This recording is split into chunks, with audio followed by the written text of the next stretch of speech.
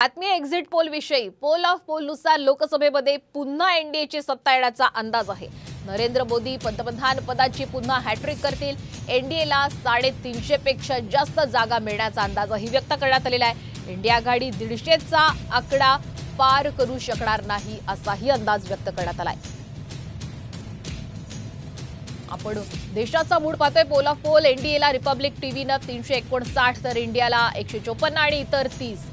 India TV 393 NDA आणि India 99 आणि इतर 51। द टाइम्स नाव 386 एनडीएला तर इंडियाला 118 आणि इतर 39। इंडिया टुडेची आपण आकडेवारी पाहतोय। एनडीए 335, इंडिया 166 आणि इतर 42। सरासरी पाहिली तर इंडियाला 378, 368 आणि इंडियाला 134 तर इतर 41 जागा मिळू शकतात।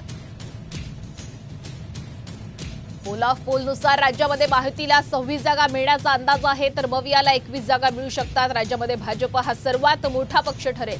भाजपला 18 जागा मिळण्याचा अंदाज आहे तर इतर ठाकरे गटाला 9 जागा मिळण्याचा अंदाजही वर्तवण्यात आलेला आहे। पोल ऑफ पोलनुसार महाराष्ट्रातली स्थिती पाहूयात। पोलस्टॅटनुसार महायुती 22, मविया 25, इतर 1। चाणक्यनुसार महायुती 33 आणि मविया 15 तर इतर 0 आणि एबीपी नुसार महायुती 24, मविया 23 आणि इतरांना 0 जागा मिळतील। तर पोल ऑफ पोलनुसार सरासरी जर आपण पाहिली तर 26 महायुतीला जागा मिळतील, मवियाला 21 जागा मिळतील आणि इतरांना 1 जागा मिळू शकते।